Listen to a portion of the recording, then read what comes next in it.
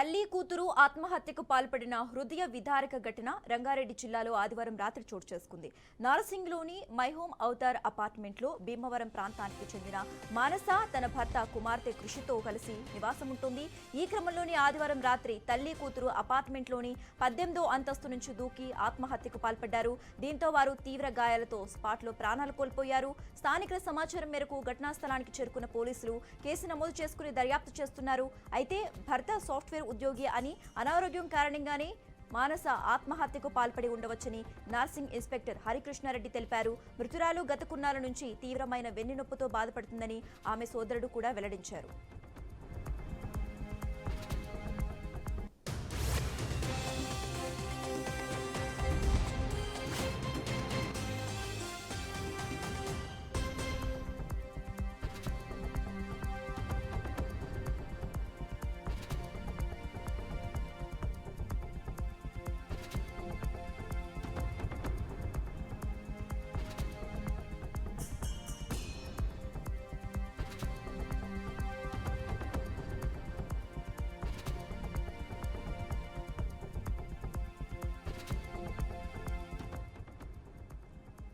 తల్లి కూతురు ఆత్మహత్యకు పాల్పడిన హృదయ విదారక ఘటన రంగారెడ్డి జిల్లాలో ఆదివారం రాత్రి చోటు చేసుకుంది. నార్సింగ్లోని మైహోమ్ అవతార్ అపార్ట్మెంట్లో భీమవరం ప్రాంతానికి చెందిన మానస తన భర్త కుమార్తె కృషితో కలిసి నివాసముంటుంది.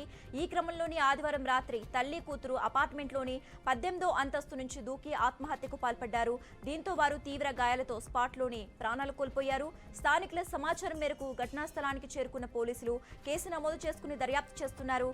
అయితే భర్త సాఫ్ట్వేర్ ఉద్యోగి అని అనారోగ్యం కారణంగానే మానస ఆత్మహత్యకు పాల్పడి ఉండవచ్చని నర్సింగ్ ఇన్స్పెక్టర్ హరికృష్ణారెడ్డి తెలిపారు. మృతురాలు గత కొన్నాళ్ల నుంచి తీవ్రమైన వెన్నునొప్పితో బాధపడుతుందని ఆమె సోదరుడు కూడా వెల్లడించారు.